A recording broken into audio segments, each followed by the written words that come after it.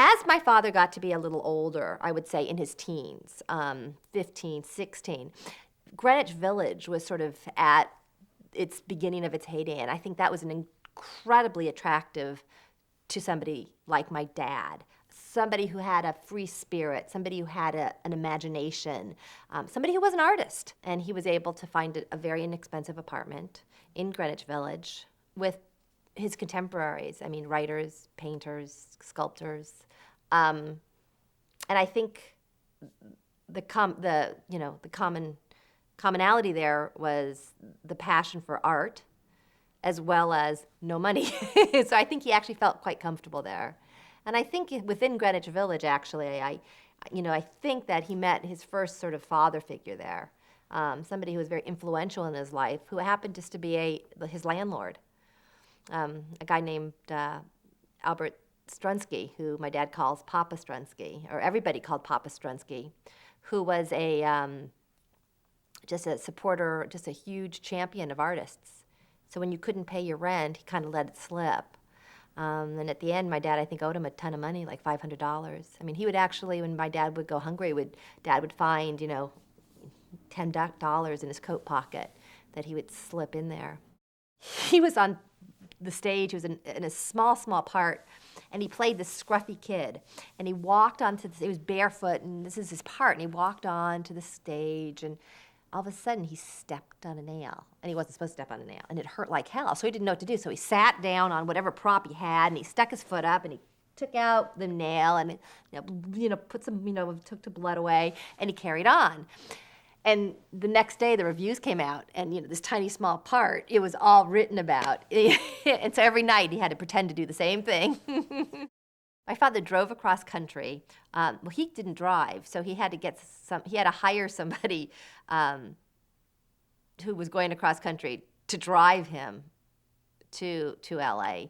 And so they spent, I don't know, a week actually ended up being a couple weeks trying to get across country because they had some mishaps along the way. One of them was that my dad put some theater props in the back of a trunk of the car that they were in, and they got stopped for some various stupid reason in a small town and got thrown in jail. And then they found all these strange props with, severed arms and things and guns that looked real. And they actually got stuck in jail for a few days. What he did do was become a very good friend of Cary Grant's. And Bill, as I mentioned before, didn't drive. So every morning, Bill would sit in front of Schwab's drugstore on Sunset Boulevard, waiting for Cary Grant in his Rolls Royce to pick him up, and they'd drive down Sunset to Sunset Gower, where Columbia Pictures was and where they were shooting. And as Bill tells the story, one morning he's sitting on this bus stop bench, and two of the most beautiful young girls are sitting next to him. And it's like about 8 o'clock in the morning, and he starts talking to these beautiful young girls, and he says, "What are you doing?" And they go, "Well, we're waiting for the bus. What are you doing?" And he said, "I'm waiting for Cary Grant to pick me up." And these two beautiful girls went, "Yeah, right." And just at that moment, the timing couldn't have been more perfect. Up pulls Cary Grant in the Rolls Royce. "Morning, Bill."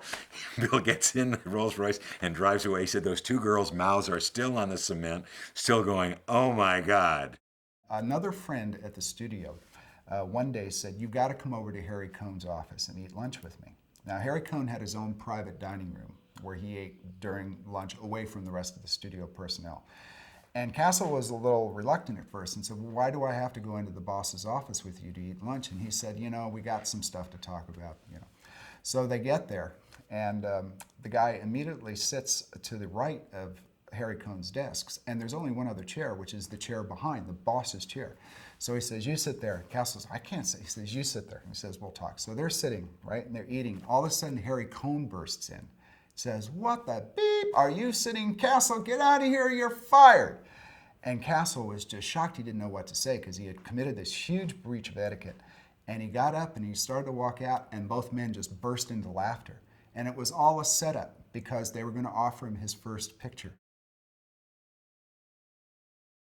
Lloyd's of London. They were famous for doing trashy, I think they still insure Jennifer Lopez's ass or something, you know? So basically that's an old tradition of insuring things. It was just all about marketing, and that's what I remember. Do I think William Castle was gonna die? No, I think he probably had to pay the insurance company a certain amount for this coverage. And I'm sure there was a lot of fine print. You couldn't have a heart condition. I'm sure I would love to read the fine print when you signed that. I don't think too many kids read it. So no wonder I don't remember the movie. I was just looking around to see if people were dying the whole time.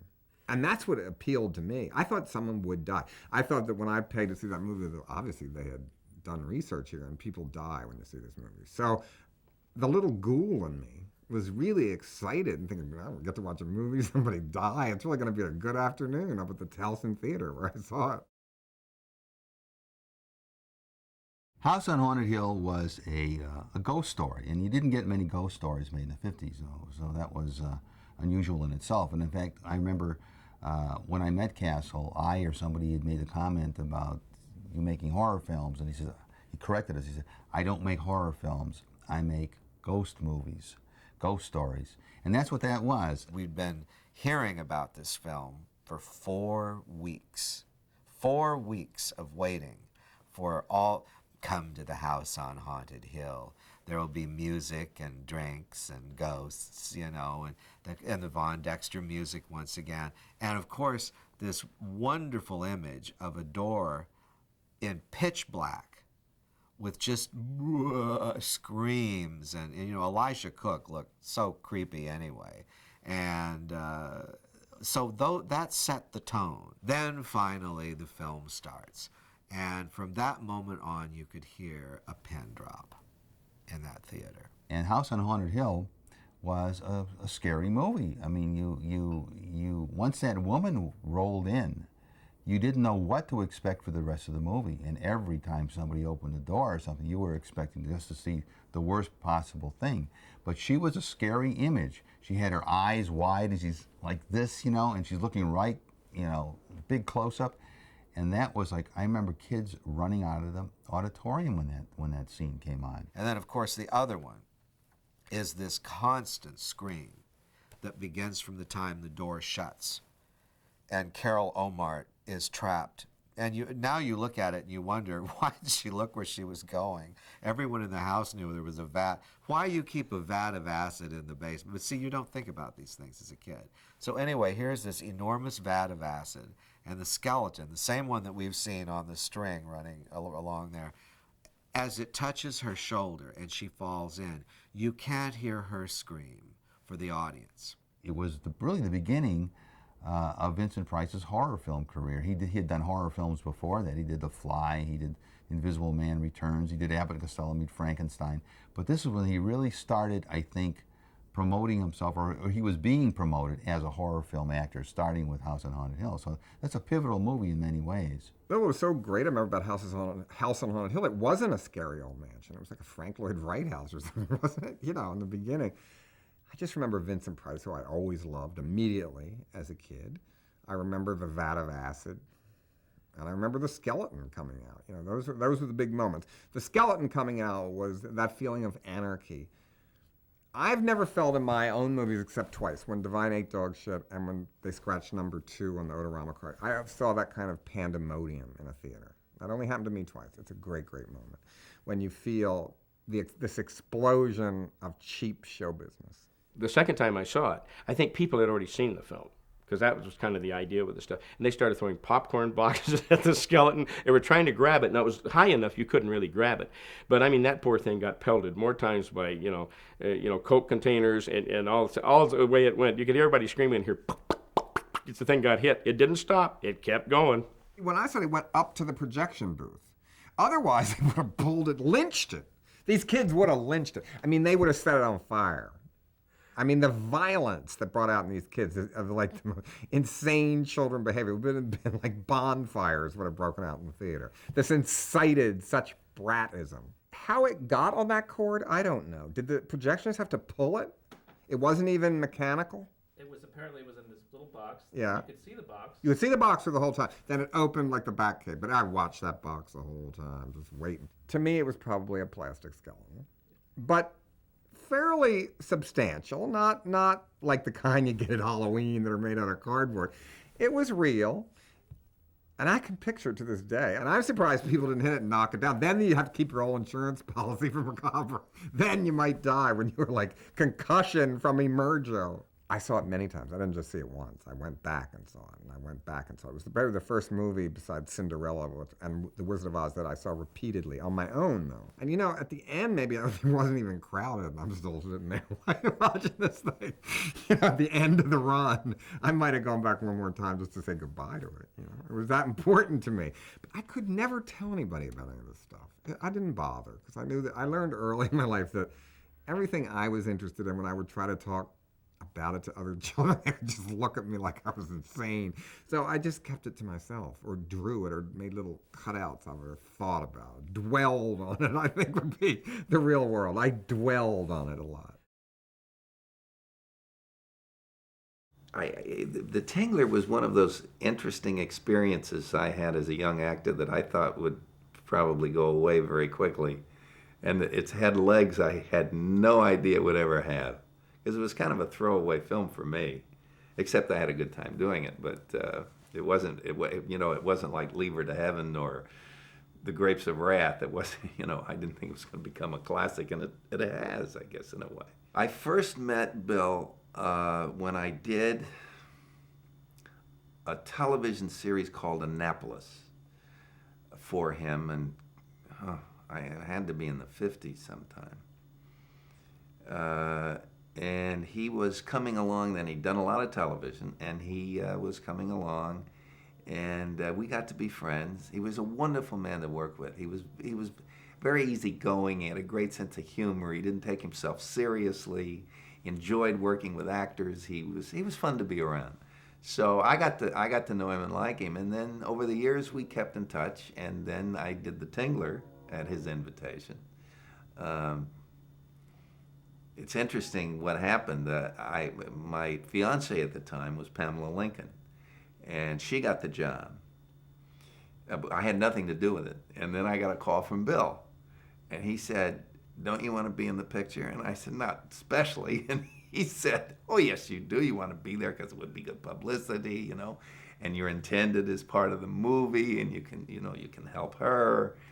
And I said, "Bill, how much money are we talking?" Well, Bill Castle never wanted to pay anybody any money.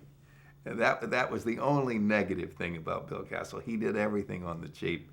I don't remember what he paid me, but it wasn't my usual salary. And I said, "Bill, I know you, and I don't particularly want to come in and do this movie for no money." And he said, "Well, yes, you do. You want." And so, what could I do? So I did it.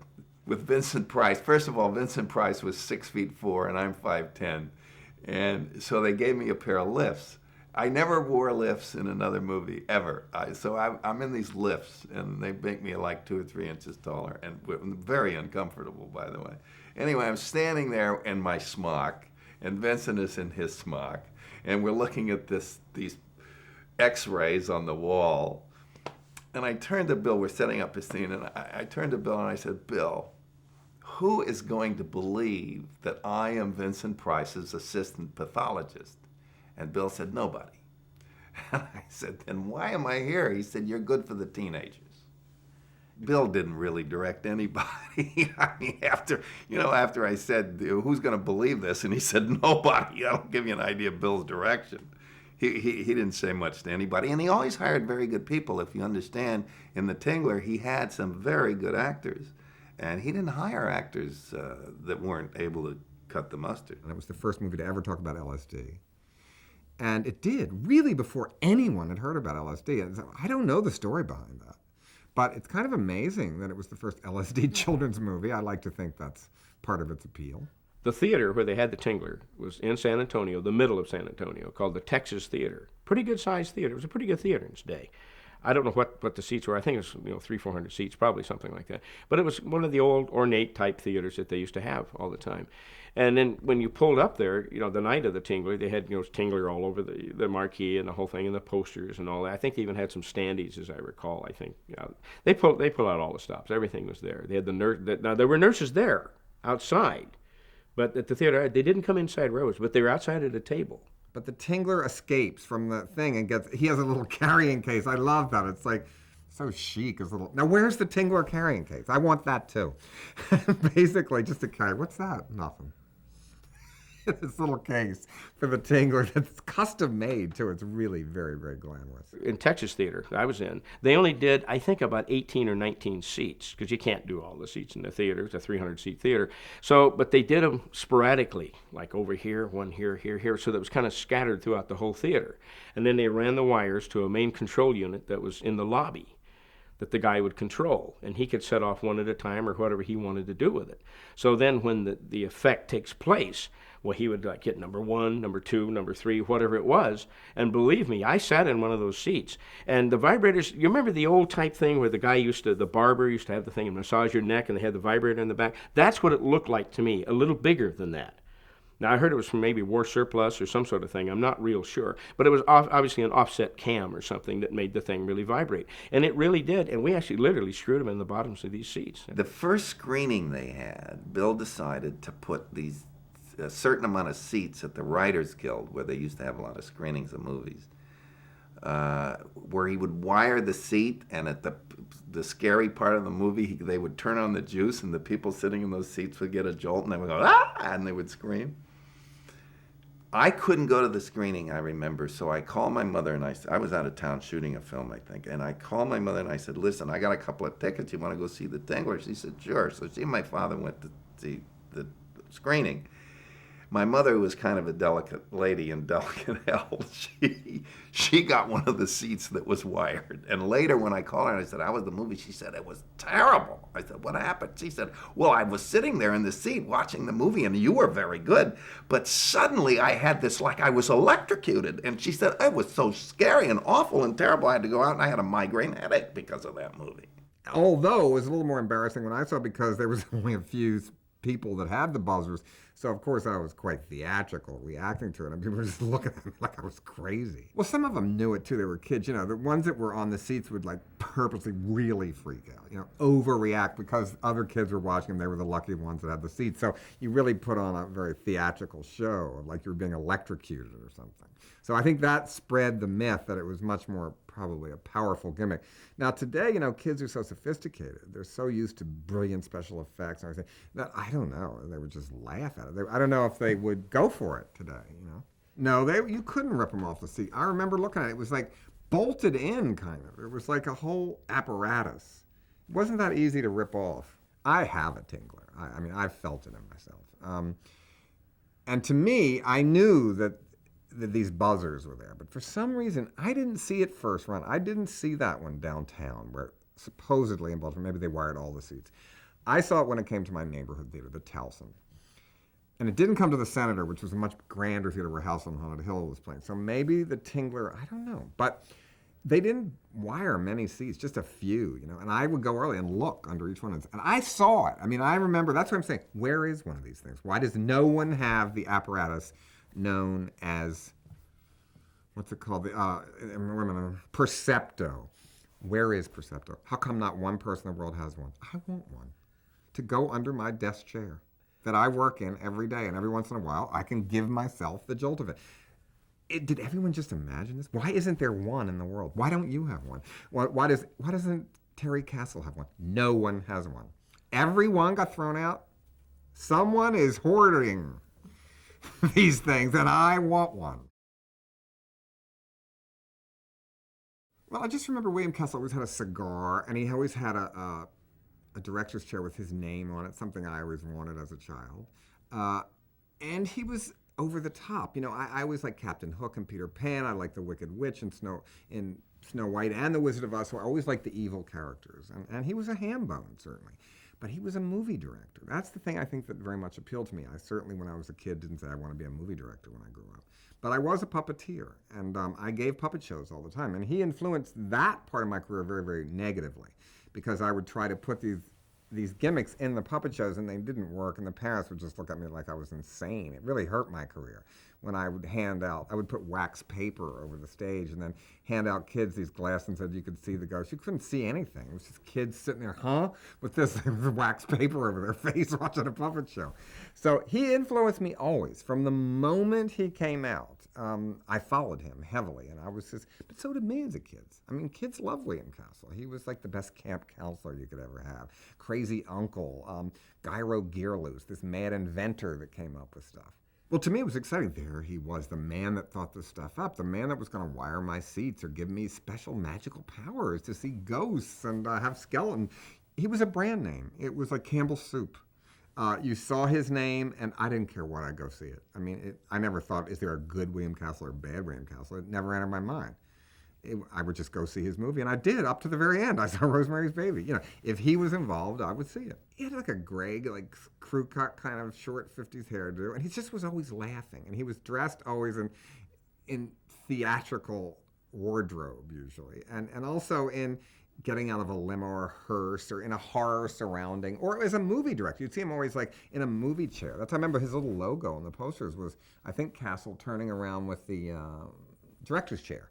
So I just wanted to be him. I don't know. I don't know if that's hindsight or, I don't remember as a child writing like, what do you want to be when you grow up? William Castle. I had to hide those kind of things. You couldn't tell people that then.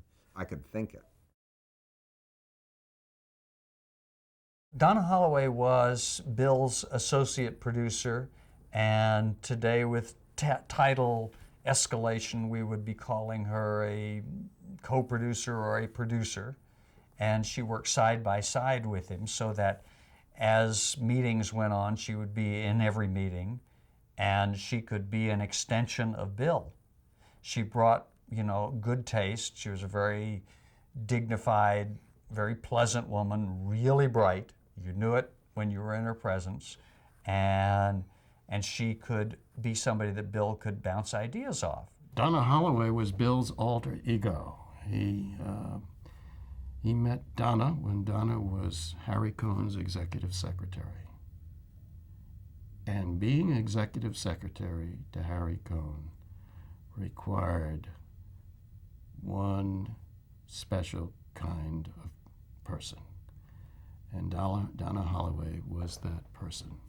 I mean, she was smart, she was bright, she was witty, she was fearless, she couldn't be intimidated, she was pretty, she was,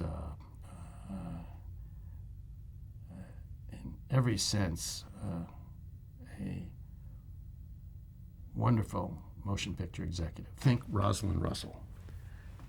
And that was Donna Holloway. And she was the leavening agent. Whenever Bill began to levitate, and he frequently did with ideas, his ideas seemed wacky and weird and almost beyond the realm of possibility. And those are the ideas that saw fruition. But there were other ideas. There were other ideas that never came to be, which must have been mind-boggling. And Donna said, no, not that one, Bill. Let's do this one. Where Bill was brash and tactless and go out and just let's do it, Donna would say, well, wait a minute, Bill, let's see if we can, So she was his muse, maybe? I don't know if that would be a good word, but she was always there to support him. She wouldn't go against him, and she would never say a negative word about him. She'd just find a way to manipulate Bill into a place that might be better for him and his company. Rob White was in the beginning, a TV writer, essentially, who was doing a lot of freelance work for the Ziv network, the syndicated series that they were producing, ZIV. And Castle had met Rob White when he hired him to write some episodes of Men of Annapolis, or the Annapolis Story, as it's called in other places.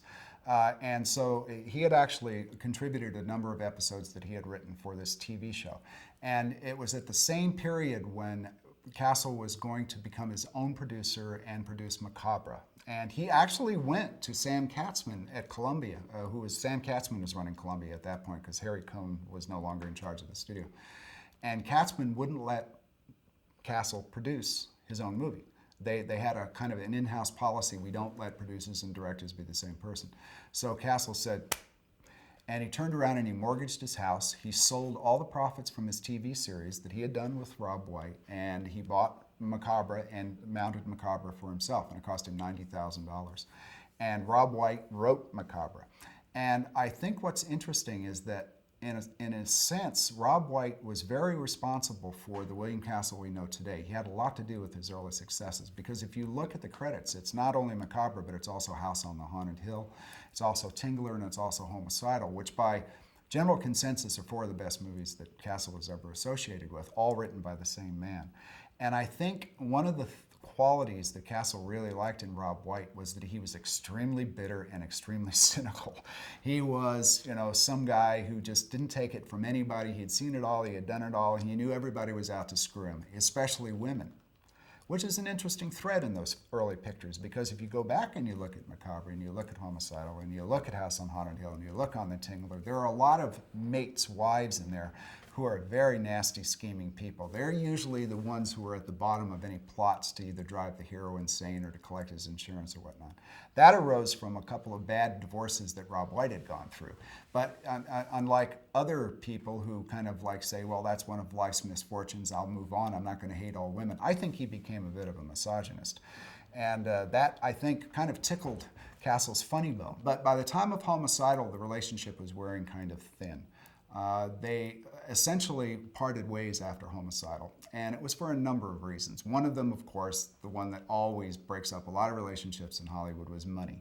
I don't think Rob White felt he was getting paid enough or being paid on time by Castle, and the grudge that he felt about that was growing with every picture.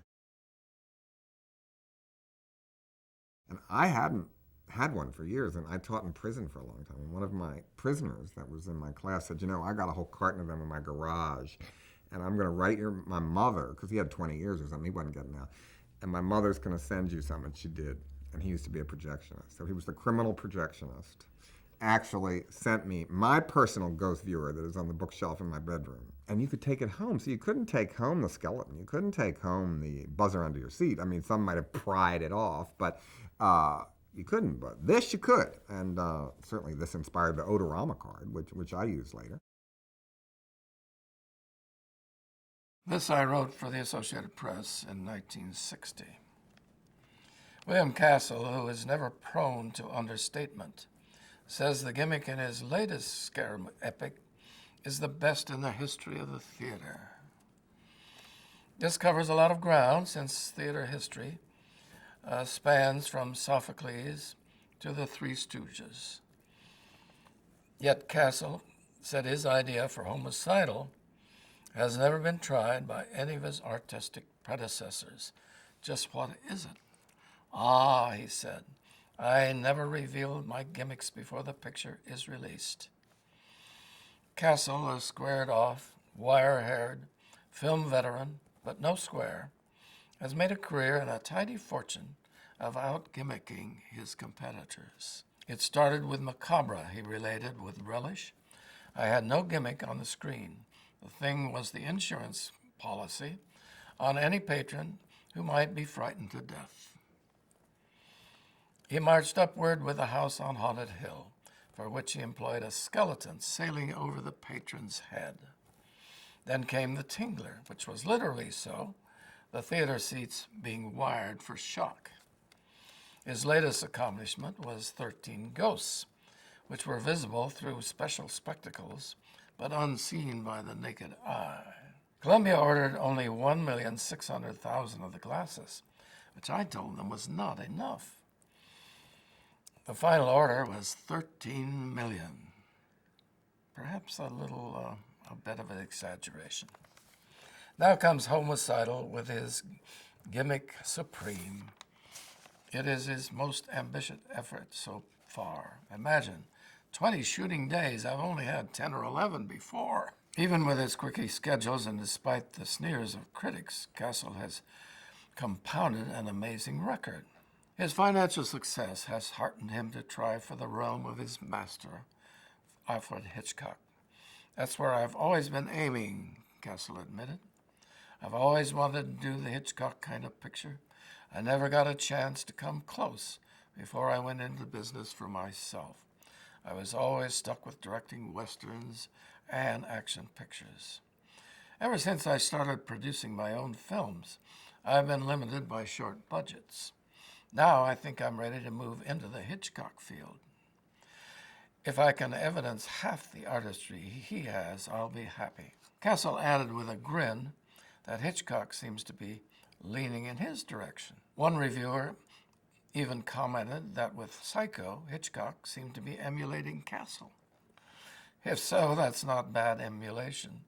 Psycho costs less than $1 million and appears headed for $15 million gross. Again, big in those days. Psycho got bad reviews, Castle said. So do my pictures, but they do business. And There with the Wind got good reviews. It's not doing business. My aim is not to pick up a tuxedo and go up to collect a gold statuette at the Academy. Fat chance. I want to keep the theaters open and doing business. I think I've done pretty well at it. Well, I think William Castle wanted to be taken a little more seriously after Psycho, so he made Homicidal, which is a good movie, actually. It's probably the best one of all of them. It was the first one to really exploit the transsexual theme, which was also in Psycho. I mean, Norman Bates being dressed like his mother. Well, in this one, he cast somebody the kids really then didn't, they knew. It was the first time I think I ever heard of drag queens or anything about it. And you didn't know really if it was a man or a woman. And I think he purposely kept that knowledge kind of obscure. I think the woman, what was her name? Jean Arliss. I mean, I don't know anything about her. Is she alive and well? But did she have a career after that? She played Lily Munster in the pilot of the Oh, well, she went on. Marshall was her. Yeah. So Jean Arliss was kind of a mythical figure to kids, but about transvestism, which is really obscure. The first time any children ever thought of it. At one point, we had a housekeeper working for us. And every night before dinner, my dad would take his wallet and put it on his bureau. And he noticed after dinner every night that there was less money in the wallet. And he realized, he marked the bills, and he wanted to know who was stealing his money. And after dinner one night, he confronted our housekeeper, who in fact had the bills. And she had been stealing money out of his wallet every night. And he, instead of firing her, instead of getting mad at her, he said, "What is going on? Why do you need the money?" And she explained that back at home somebody was sick or whatever the situation, she needed the money. So my dad gave her the money, and she kept on working for us. And I think, that sums up, my dad had such a compassion for the underdog.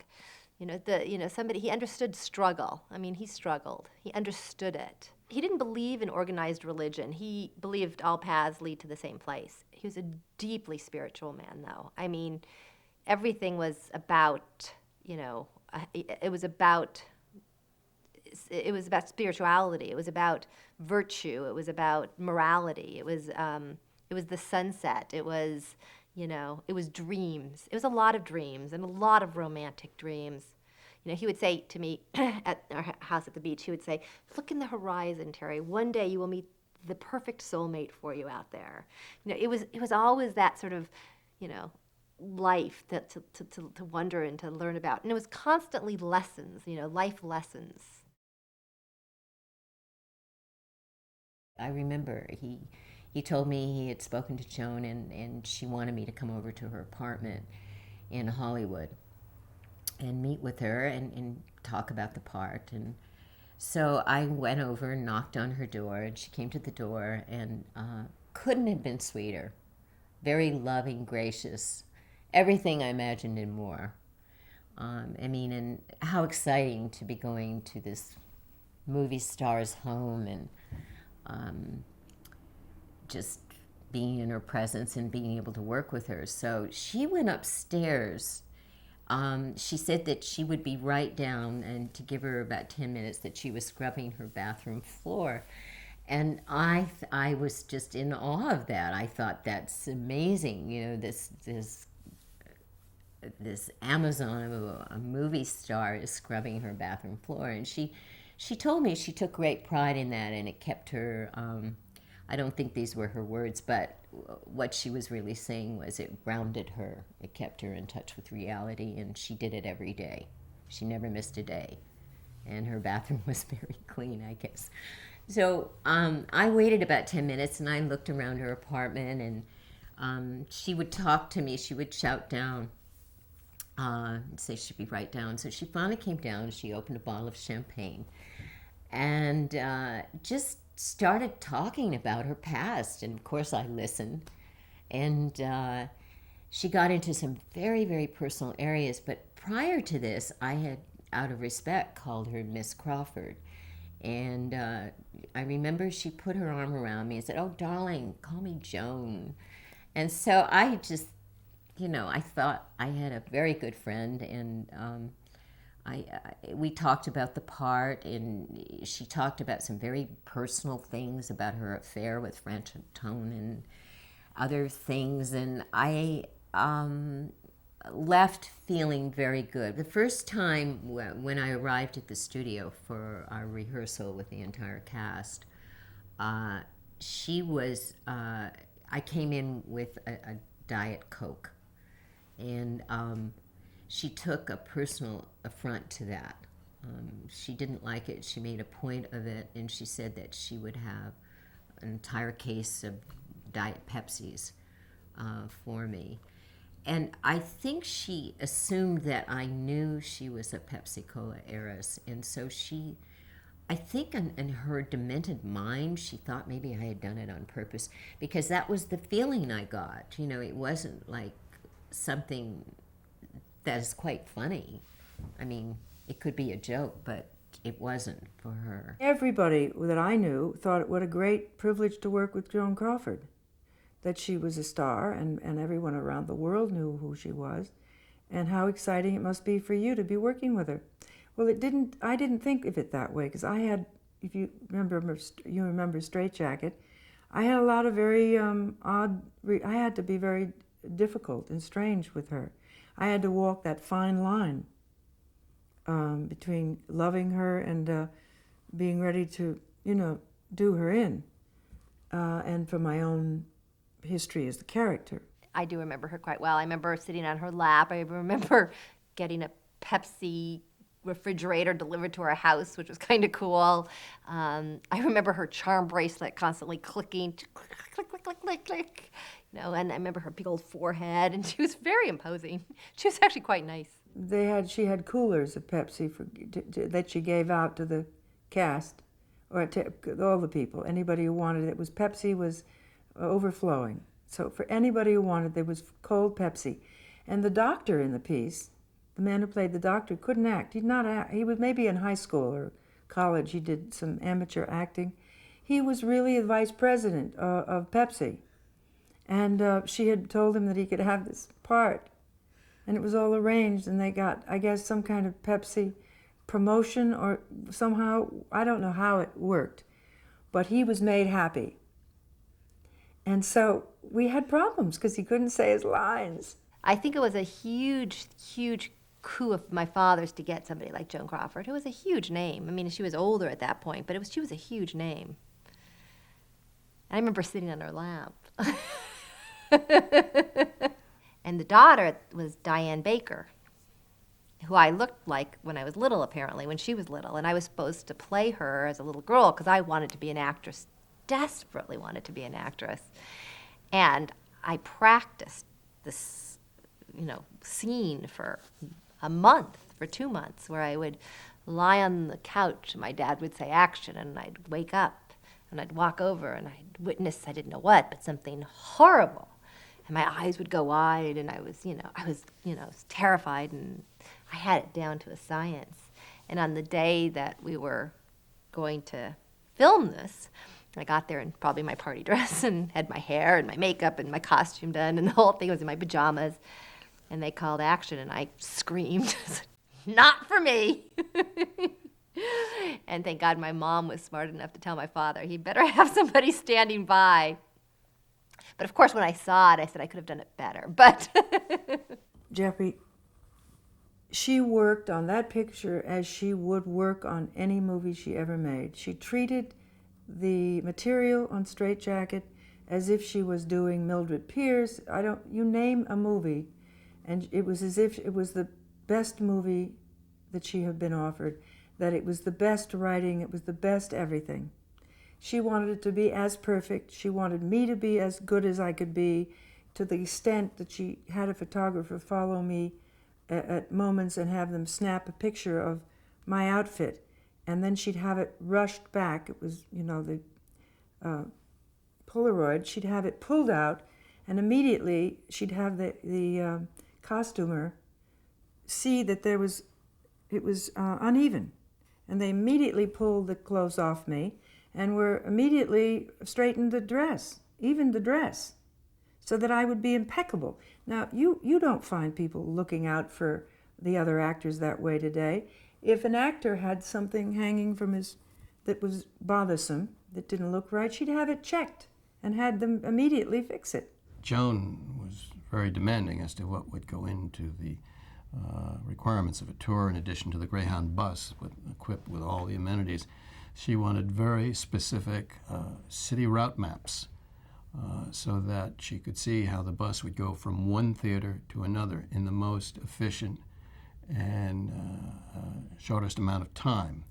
She wanted to know exactly when she would go on stage, because the appearances that she would make across the country in connection with the showing of Straight Jacket meant that she would either walk on stage before the picture began, after the picture ended, or in the middle of the picture. And he said she would want to know that if I'm going on stage at 8:13 p.m. at Lowe's Pitkin Theater in Brooklyn, I want to know what scene I am interrupting so that I will be able to adjust my remarks to what has just happened on the screen moments before. And Joan, in like manner, every night of that New York tour, when we would finish up about 11:15, and that bus would pull up to 72nd Street and Fifth Avenue, where Joan had this palatial, full-floor apartment, this marvelous building. She would invite everyone on the bus up for coffee. And we'd all unwind in Joan's apartment at midnight. And some of us would get on the phone and say, "Honey, guess where I'm calling from?" He had a great business card. It was a purple business card, actually, and it was written on it, "If you can't sell Castle," and you open it up and it said, "You're an asshole." Bill had been working on Columbia's money, and then he left Columbia and he went over to Universal, and he made another picture where Joan had a cameo role, and then he, continuing with Donna Holloway, they kept coming up with these great casting ideas with Barbara Stanwyck and Robert Taylor, who were one of the great married couples of the late 30s and early 40s. They were the Nicole Kidman and Tom Cruise of their day, and they had been divorced for many years. And he brought them back together in a film at Universal. And so he was relying on casting and casting ideas to come up with the gimmicks. The telephone picture that he did at Universal, I Know What You Did, or I Saw What You Did, was, I guess, a gimmick film. But things were changing. I think he had an exclusive deal to make, I don't know how many films a year, but to make movies for Paramount in the manner to which he was accustomed to making movies. And the first one that I was involved with that he wanted to make was The Spirit is Willing, which was a comedy horror movie. And at that time, his idea was to work with as many great comedians as possible. Worked for a corporation now. I mean, Charlie Bluedorn, I don't think very many people scared my father. There were like two, and he was one of them. I remember when Dad was called to New York, he'd be like shaking in his boots to go meet with this, because I think he was the amazing businessman, Bluedorn. and Bob Evans, and so he worked for them. Well, it was really changing, I think, at that time. I'm not sure it, had changed yet, but it was changing. I mean, studios were run by corporations. It wasn't, just a Harry Cohn running the studio. You had production executives in charge of productions, you had head of productions, you had head of developments, you had, 25 people reading your scripts, and none of them who had actually read it, and all of them commenting on it in big boardrooms. So it wasn't like, hey, Castle, go do this, or it was this whole new world for my father. He never did adjust to that. He didn't understand that way of doing business. Before you were dealing with difficult sons of bitches, but they were showmen. And whenever you had a conflict, it was you went to see one person, Joe or Harry or Louis, and you said, hey, what's going on? Suddenly it was thrown into a world where you couldn't do it with one person anymore. Bill was a kind of a person when he was much more sensitive than people thought. He had this gruff exteriors and he joked, and he had the cigar. But I think he was deeply hurt. And then suddenly he saw that what was happening, that it was a young generation coming in and he was part of the old guard. And he was realistic enough to, I think, realize that, he was not, let's say, the hottest thing around the block anymore. So, but I never heard him speak with bitterness or envy. Physically, his nose, his cigar, the way he looked with his mouth, the intense eyes he had, and he had such confidence to direct people. I don't know the names. I know that he put also on the chairs, tingling or something, to frighten people. This is beautiful, but a little childish for me also. But this is the part of Castle, who was a grown-up child sometimes.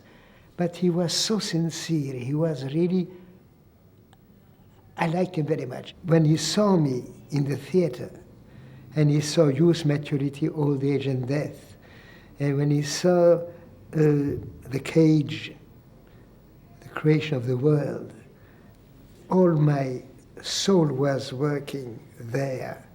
And he said, I could play a very old man because I was much young at that time, but with a movie you can do everything you want. But when I did Shanks, the fact that, of course, I was no more a young man. I looked young, if you want, but I was already 50 years old. But today, 50 years is young. And the poetry at that time looked a little childish, maybe. I don't know why. Because in the press said, Marcel does not need to work with props. He does everything without props. He's a magician who does the invisible. They didn't understand that what made me so strong on the theater, for the visible and the invisible. But in films, it's also wonderful to be able to have the spirit of mime. He used psychological moments before we start. We would never turn before he explained me, Shanks now is like this because he's badly treated by the people where he is. And when they played the scientist, he was astonished to see that I could be so different from Shanks. You remember when I'm with him on one side, people did not think it was the same person. That was a gimmick that he did on this film, on the film Shanks. And what he did is he had his cardiologist come, because Marcel said that he could control his heart rate. So he had his Dr. Cartman, Harold Cartman, come to the set, and he put monitors on him, and Marceau tried to control his heart rate. I told him one day that I could master my heart.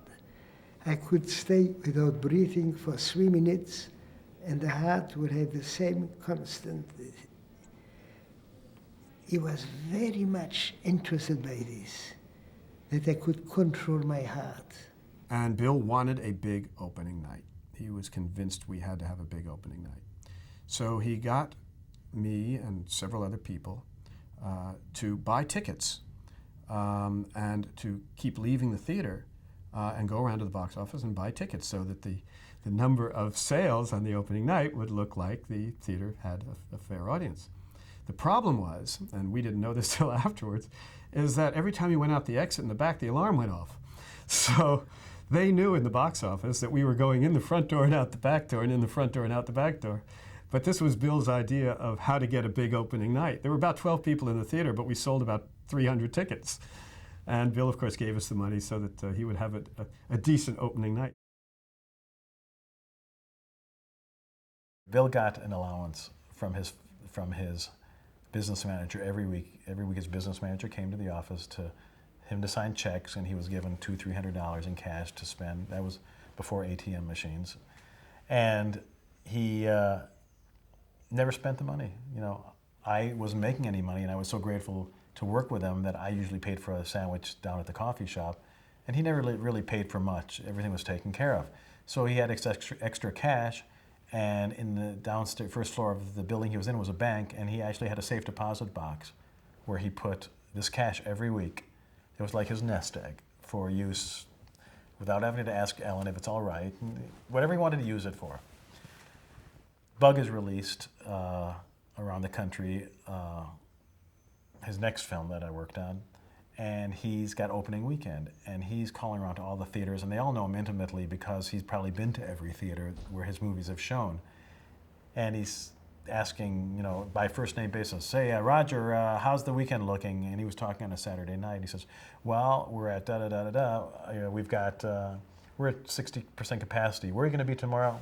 Tomorrow we're going to, I think we'll have this kind of weekend. And he, gave out a number. We'll do, $3,600 per theater. And in this one theater, he says, how much does it cost to buy the rest of those tickets? And I think it may have been $1,800 or so. I forget what the amount was. But all I remember is that we took a walk because Bill didn't drive. He never drove. He never got a license.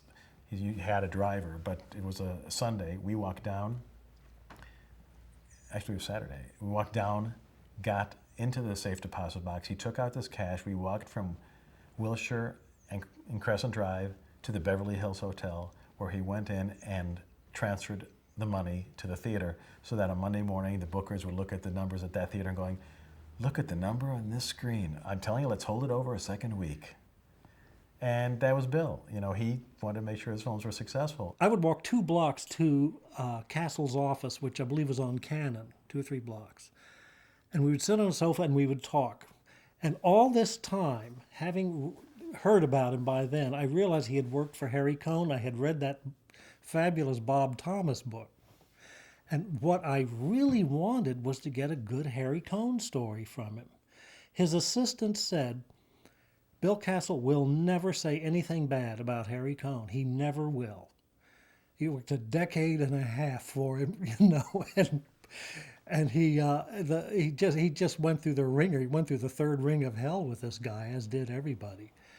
But we were working on some part of the script, and I was sitting on the sofa next to him, and I finally got the courage up, and there was like a little pause in the conversation. He had these big cigars, he had these Monte Cristo cigars, and I just finally said, say, Bill, what was it like working for Harry Cohn? And he sits there in his cigar, Harry Cohn. He's a very interesting man, Tom. He's a very interesting man. Tom, the bugs eat raw meat. They eat raw meat. And I was totally, I said, I beg your pardon. He said, that's it, these insects, they eat raw meat. And the nerdity came out. I said, well, now, Bill, they make fire because they metabolize carbon. And I worked out very carefully. I said, Tom, I've made 102 movies. I think I know what I'm doing. They eat raw meat. And every time I would make the slightest objection to anything, he would say, Tom, I've made 109 movies. I think I know what I'm doing. It was always a different number. It was between 110 and 100, usually around the low 100, but it was always 102 movies. Tom, I think I know what I'm doing. I think that mention of Harry Cohn, I think he was thinking of all these hapless writers and directors and actors and producers that Harry Cohn had just chewed up, turned them into raw meat, and it transferred over into bugs. So the bugs eat raw meat. My first meeting was a disaster, of course. God, this came back. They had this very old Chihuahua that they adored, and my first meeting with him, I sat on the Chihuahua on the couch. But thank God it was a soft couch, so nothing happened. But we started talking about horror in general, and he saw I was a film buff and that I knew my stuff. And also, you know, in French literature in 19th century particularly, there was a lot of horror and fantastique, so we hit it off. And then I loved his wife and his daughters, and I kind of started going there socially. And then one day he gave me a book. He said, I have a project, and the book was The Hephaestus Plague. And I read it and I loved it. I told him, oh, this is great. I love it because it combined two themes, which are classical science fiction, the mad scientist and the insect. And we started talking about it. And then eventually I was very excited because he said, yes, I think you'd be right for this because it's going to need a lot of imagination and we're going to have a very short budget. And he was very candid. He said, I don't think I can do it for the amount of money they're going to give us. Because we're going to have to really do a lot of tap dancing. And that's how I started getting involved with the project. We took it to New York, and they had a screening there, and then he came back, he called me, and was all excited. He says, it went great, they loved it, they're going to get behind it, this is more than what you imagined, blah, blah. And of course, I was just starting, so I had all those dreams. And then 2 weeks later, again, I apologize, I can't remember the name of that CEO, resigned, and Barry Diller came in. And then for weeks and weeks and weeks, he wouldn't even look at the film. And I know that Bill kept pushing Paramount. Why don't you look at it? Why don't you look at it? And finally, what happened is there was a science fiction film festival in France, and the picture was entered there, and it won. So it got a little bit of acclaim and publicity, and finally Paramount looked at it, and then they decided to change the title to Bug from the Hephaestus Plague. Oh, yes. I guess he got the idea from Macabre because when Bug was made, he took out an insurance policy on a cockroach named Hercules Bug. And he had all these phony pictures of the thing that he took picture of was about 3 feet long, which is just, he had pictures of it on his arm. He had pictures of it when he was signing the insurance thing for it. And he actually did it. He did it. I guess it's the first time he ever got the idea. And he got a lot of interesting responses from that. Well, then what happened, this shows that fate writes the best scripts. I ended up doing Jaws 2. And I remember when the Jaws was released and it killed my first film, I said, well, this is it. And then suddenly I'm back like a year and a half or 2 years later doing the sequels. You never know what's going to happen. It's too bad that that's gone, you know. You couldn't even today attempt to do any of the things that he was doing because movies are all put on one platter and they have to run the trailers and you have to run, you know, and there's no way to do the special setup stuff that you had to do to run these pictures. And it's a shame because, you know, it was a sort of a premonition of movies as theme park rides and the theme park rides that actually ended up being developed from movies were all sort of, it was an embryonic state there, but that was sort of what it was leading to. And the way things are done now, there's electronic press kits. You know, they don't have junkets anymore. They don't do big splashy tricks and stuff because it's all corporatized. And the idea of somebody coming along and really having a genuinely surprising, different way of selling a picture, I think would probably not be able to do it unless they were distributing it themselves because the bureaucracy is so firmly entrenched. And the people who run the advertising, you know, parts of the studios are so either A, afraid that they'll do something wrong and get in trouble, or B, arrogant that they think they know everything anyway and they don't need any new ideas, that, you know, pretty much every movie that comes out has the same, you know, promotion. And it's like, just forget it. I mean, you can't do the kind of stuff that Castle did because there's just so many prohibitions to it. And it's there's so many rules. And it's only the people who break the rules that ever really make a big splash. If you go to the Terminator ride at Universal nowadays, at the very end of the show, they have subtly raised your seat up and up and up and up about 6 inches. And you don't know it because you're totally involved in the thing. And then at a certain point, everybody's seat in the audience drops. And the whole place goes berserk. And they laugh and they just love it. They know they've been had. The only thing that's different about all the things you're talking about, the new 3D and IMAX and Disneyland and all, there's something too high class about them. There's something not involving to me. They're too good. They're not as cheesy. They're not something that only kids know about. You have to see those things with your parents. It's no fun when you have to go with your parents. And I don't think he had any concept that for a whole generation of budding filmmakers, he influenced them. And, that to him would have been the ultimate success story for him. Because for him to know that, these people were, watching his films and actually going to become amazing, extraordinary filmmakers, partly because of what he started, is just an amazing thing. William Castle influenced me basically by telling me when we started out we had no money to promote our movies, that we had to turn ourselves into the marketing. Divine and I would come out, we were the gimmicks, I would come out on stage dressed like a pimp, hippie, I don't know what, lunatic, and then say I'd like to introduce the most beautiful woman in the world. And Divine would come out, dressed as Divine, pushing a shopping cart, throwing dead fish in the audience. I would give lurid film theories like nudist camp movies are better than Fellini. Just go into these crackpot theories. And then Divine would kill a cop on stage. And we'd always find the cutest guy in each city and make him wear this cop uniform that we had stolen from a costume shop. And a short-haired wig, because they were always hippies. And then he would come out and pretend to arrest Divine on stage, and Divine would strangle him to death. That was our act. And it was influenced by William Castle. It was influenced by vaudeville, really, by trying to get people to see our films when we had no money. We had to invent this persona. And I still have that persona. That's, I guess, why I have this mustache. That's why I go out on the road to promote my films, because I still want people to see them.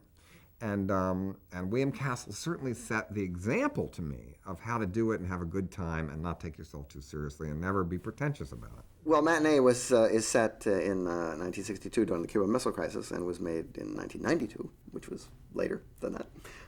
And the kids in the movie are the same age as I was and my little brother at the time.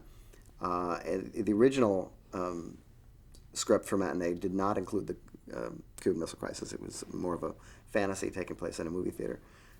And we've sort of rejiggered it to be about fear, about different kinds of fear and how people deal with it. Because everybody was afraid in 1962 that it was curtains. And I remember very distinctly thinking that this could be the last weekend of my little life. And the idea of going to the movies and getting a safe scare as opposed to being really scared is sort of at the heart of the picture, because this John Goodman plays this William Castle-like character who comes to Key West, Florida with his new preview of his new monster movie, Mant, half man, half ant, all terror. And it's about how it's a big event in the lives of the kids, but also happens to coincide with the fact that they're all afraid they're going to be dead next week. So it was very Castle-oriented. I mean, in truth, the kind of movie that they're running, this giant insect movie, was not a kind of movie that Castle ever made. More Jack Arnold and Roger Corman made those kind of pictures, but it's sort of a polyglot melange of stuff that was going on in 62. And in fact, those kind of movies were really kind of over by 62, so we just take some artistic license. I gave John Goodman a reel of trailers from William Castle Pictures, which are particularly good trailers. And he didn't have to look at them. He was totally familiar with Castle already, had seen the movies, knew when we did the parts where he would play the Castle character in like the trailers, he just did it letter perfect. I mean, he had the profile, he had the whole thing down, the cigar, and it was a very nice matchup of actor and role, because he was really there's nobody better for that part. We finished shooting Reanimator, and had, we wanted to do a preview of it just to see how it played. We decided that we would do a screening of it in San Francisco, and at the Castro Theater, I believe it was, and we did a William Castle kind of opening where we had the ambulance drive up and the people being carried out in stretchers, and the whole works, kind of, sort of as an homage to William Castle. But it was an idea that was so old that the audiences reacted exactly the same way that they did in the 50s when Castle did it. He never intellectualized fear. Now, there's been a lot of great horror filmmakers, but it becomes very intellectual. With him, it was always a visceral, very simple emotion. And I think in a way, because there was a tremendous the child personality in him was very strong, in the best sense of the word, he grabbed onto that with the audience. No matter what their age was, he kind of threw them back of when they were kids and, they got scared of the dark or a creepy thing or whatever. And that was his strength. He always cut through it. He made it simple and he made it fun. And that's much more difficult than it sounds. My final word on William Castle is probably if I had to pick 10 people from any walks of life who influenced me to where I am today, he would definitely be one of them. And I look back on him with great, great fondness. And somebody that was a happy man, I think. Long live Bill Castle. Long life to Bill Castle. Beautiful. Okay, I think we're finished. Thank you. Okay.